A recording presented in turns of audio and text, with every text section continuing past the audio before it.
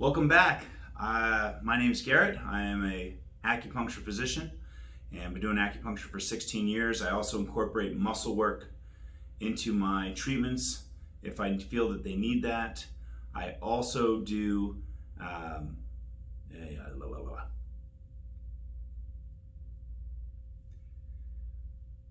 Welcome back. My name is Garrett Kraus. I'm an acupuncture physician.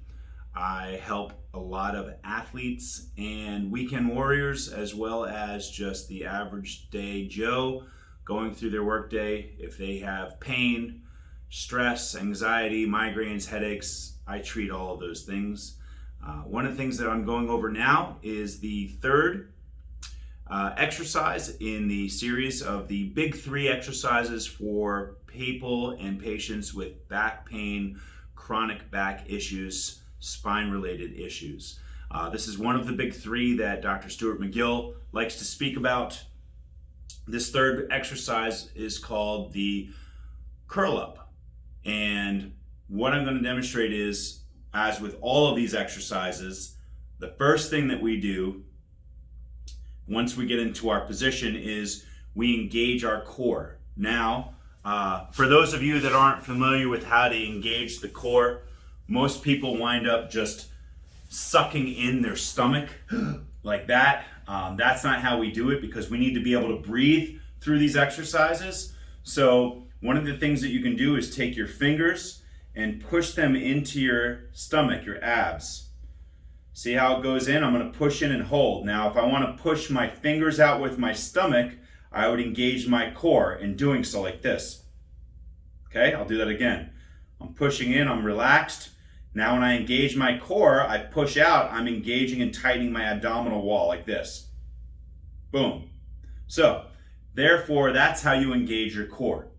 All right, so in this episode here, in this next exercise, I'm going to get into a sit-up position, but we don't do sit-ups because sit-ups are not good for spine health because it creates flexion in the spine. And when you have an injury, there are many people that can aggravate their back by going into flexion.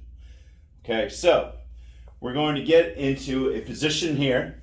We're going to take our hands and put them underneath our spine, our back, to create a little bit of lordosis or a little bit of curvature in the spine. We don't want it completely flat on the ground.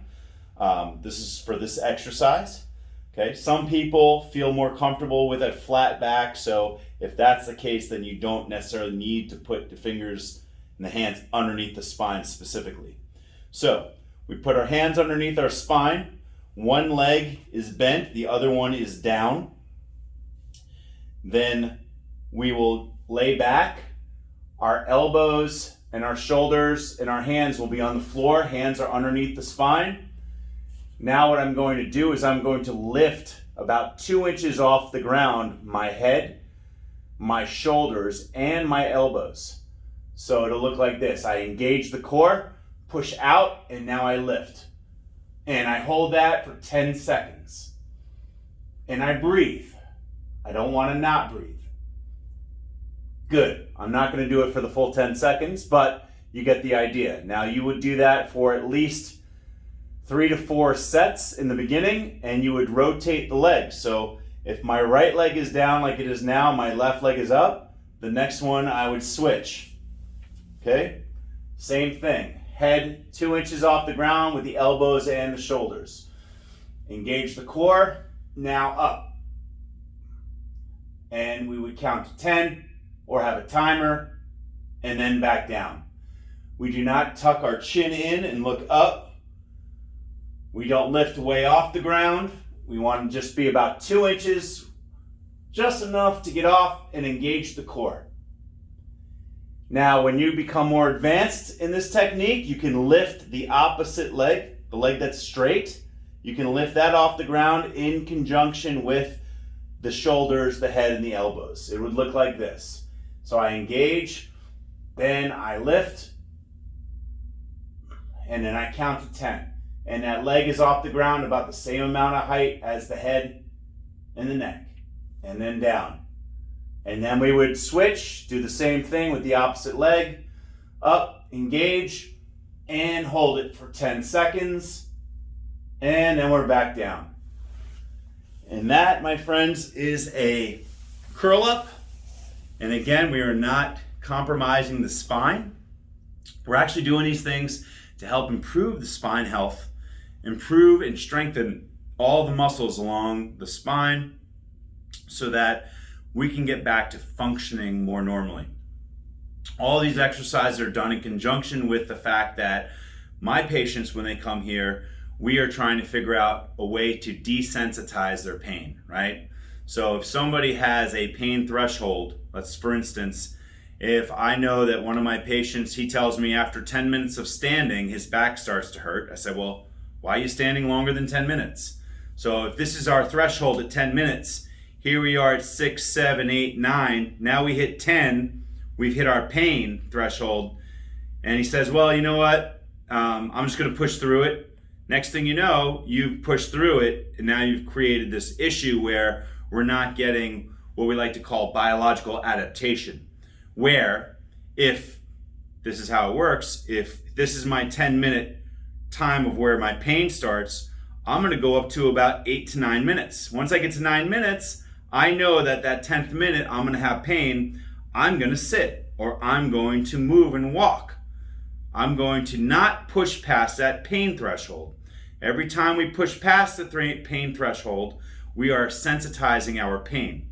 We're not going to get past that pain. We're not going to make it any better if we keep flipping that switch. So what we'll do is we'll go for 2 days, stand at 9 minutes, and then the third day, I'll go to 10. And if I go to 10 and I have no pain, that's good. I'll go to 10 minutes again the next day. And if I have no pain, then I'll go to 11 minutes. And the idea is that our threshold will build up endurance over time. So our threshold might get to 15 minutes or 18 minutes, 20 minutes. That's the goal. We need to build muscle endurance in order to build that strength.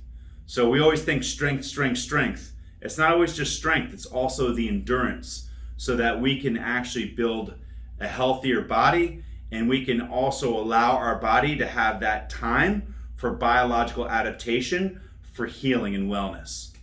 Thank you so much. If you have any questions, feel free to email us.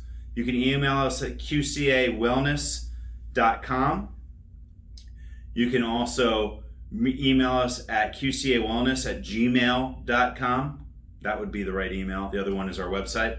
Or you can call us at 980-498-2895.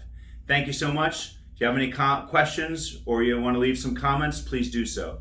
Thank you.